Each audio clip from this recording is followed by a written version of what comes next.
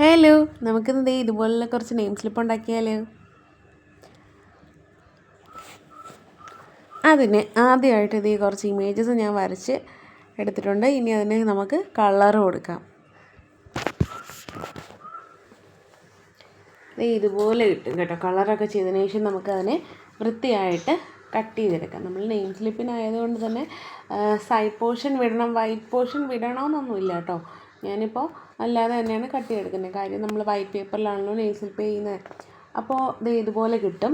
ഇനി നമുക്ക് ഇതുപോലെ കുറച്ച് വൈറ്റ് പേപ്പേഴ്സ് വേണം നമുക്ക് നെയിം സ്ലിപ്പ് ഉണ്ടാക്കാൻ. ഇനി അതിന് ഏതെങ്കിലും ഒരു ഇമേജ് എടുക്കുക.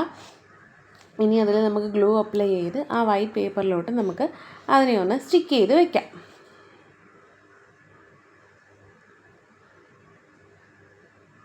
സ്റ്റിക്ക് ചെയ്ത് കഴിഞ്ഞു.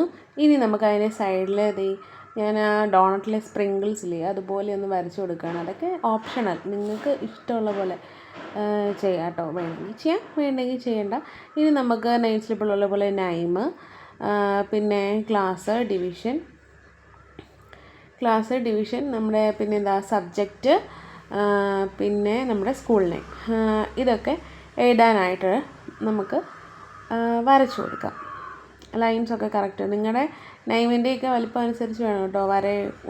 കൂട്ടുകയും കുറയ്ക്കുകയൊക്കെ ചെയ്യുക, അതൊക്കെ നിങ്ങളുടെ ഇഷ്ടം. അപ്പോൾ ഞാനിവിടെ എൻ്റെ സബ്സ്ക്രൈബറിൻ്റെ നെയിം എനിക്കറിയില്ല കേട്ടോ, അതുകൊണ്ട് എഴുതിയില്ല. ഞാൻ ഇപ്പോൾ എൻ്റെ മോൻ്റെ പേരാണ് എഴുതിയത്. അവനിപ്പോൾ 1.25 വയസ്സായിട്ടുള്ളൂ. അപ്പോൾ അതിനുശേഷം നമ്മൾ ഇനി ഒരു ക്ലിയർ ടേപ്പ് എടുക്കുകയാണ്. ഇത് കുറച്ചുകൂടെ ഒന്ന് സെക്യൂർ ആവാൻ വേണ്ടിയിട്ടും, അതുപോലെ തന്നെ നമുക്ക് ആ ഒരു ഒട്ടിപ്പൊക്കെ പറഞ്ഞോളൂ, നമ്മൾ കടയിൽ നിന്ന് മേടിക്കുന്ന പോലെ, അതുപോലെ ആവാൻ വേണ്ടിയിട്ട് നമ്മൾ ക്ലിയർ ടേപ്പ് കുറച്ച് എക്സസ് പാർട്ട് വിട്ട് ഒട്ടിക്കണം. എൻ്റെ കയ്യിൽ വലിയ ക്ലിയർ ടേപ്പ് ഇല്ലാത്തതുകൊണ്ടാണ് കേട്ടോ ഞാൻ 2 തവണയായിട്ട് അത് ഒട്ടിക്കുന്നത്. വലിയ ക്ലിയർ ടേപ്പ് ഉണ്ടെങ്കിൽ നമുക്ക് ഒറ്റ തവണയിൽ തന്നെ അത് സെറ്റാകാൻ പറ്റും കേട്ടോ.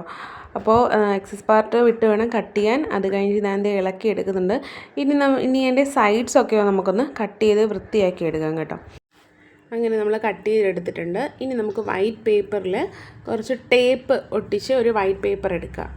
അപ്പോൾ നമുക്ക് നമ്മുടെ നെയിം സ്ലിപ്പ് ഇതുപോലെ സെക്യൂർ ചെയ്ത് വെക്കാം. അതിന് ആവശ്യമുള്ളപ്പോൾ നമുക്കെടുത്ത് ബുക്കിലേക്ക് ഒട്ടിക്കാം. ഇനി ഡയറക്റ്റ് ബുക്കിലാണ് ഒട്ടിക്കുന്നതെങ്കിൽ ആ വൈറ്റ് പേപ്പറിൻ്റെ ആവശ്യമില്ല കേട്ടോ. അപ്പോൾ നമ്മൾ നെയിം സ്ലിപ്പ് റെഡിയായി. ഇനി നമുക്ക് രണ്ടാമത്തെ വേറൊരു ഇതെന്ന് പറയുന്നത്, നമ്മൾ ഷോർട്സ് കണ്ട് വന്നവരാണെങ്കിൽ അറിയാമായിരിക്കുമല്ലോ.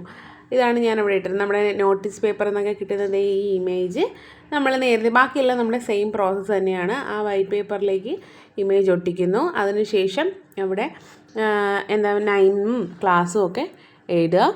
ഇനി നേരത്തെ കാണിച്ച അതേ പ്രോസസ്സിൽ തന്നെ ചെയ്തെടുക്കുക. അപ്പോഴത്തെ നമുക്ക് 2 തരത്തിൽ നമുക്ക് സ്റ്റിക്കർ ഉണ്ടാക്കിയെടുക്കാനായിട്ട് പറ്റും. അപ്പോൾ ഇഷ്ടപ്പെട്ട ഒന്ന് സപ്പോർട്ട് ചെയ്യണം, ലൈക്ക് ചെയ്യണം, കമൻറ്റ് ചെയ്യണം കേട്ടോ.